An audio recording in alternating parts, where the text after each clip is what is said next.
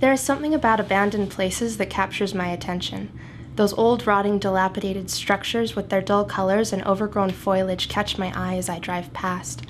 What is it about the uncared-for shed, barn, or house that makes me want to stop for a moment, as if at an unmarked grave to pay homage to non-remembrance? Perhaps it's just curiosity. For example, why was this house in Richmond left behind? The broken window and creaky floorboards make me think of what it was. I think of the man who built it, the woman who made it home, the child who brought it to life, and a pile of lumber and carpet becomes a house for the specters of what might have been. How many loads of laundry were done by a tired housewife in that machine? How many hunting trips filled that freezer with deer meat? How many tree houses and scraped elbows were placed on that tree? How many times did this door slam after a tumultuous argument and the now broken car drive off, leaving behind a doubting spouse?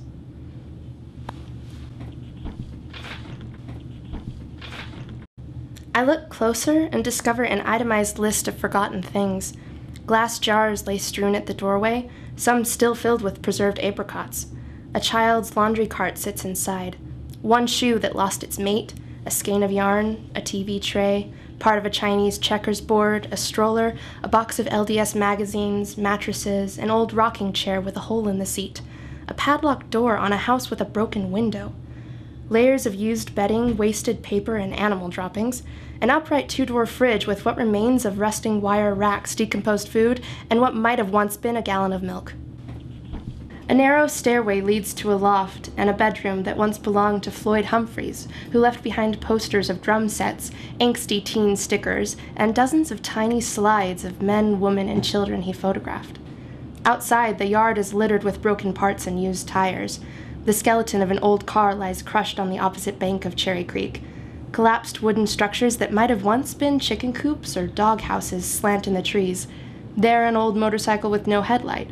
Here, a not-so-old Ford with a broken seat, and a blue truck with 2 holes through the front window, a smashed rear one, but perfectly reflective side mirrors.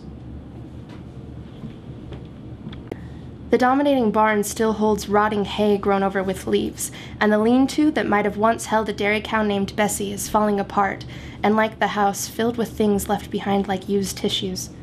I think it would be one thing if the house was just empty, but it's full of everyday things. The details are what make me wonder what happened here. I want to believe it was something sudden and tragic that left this house locked in its moment. An eviction, maybe, or a sudden and devastating death. Its history shows that it's just another property. The house and the 6-acre piece of land it is on are now owned by a 60-year-old man named Eugene and his wife Carol, who live in Lancaster, California. Eugene inherited it from his father, Donald Humphreys, who bought 2 properties and combined them in 1953 and 1959. Both previous owners, Ernest West and Burdine Wildman, are now deceased.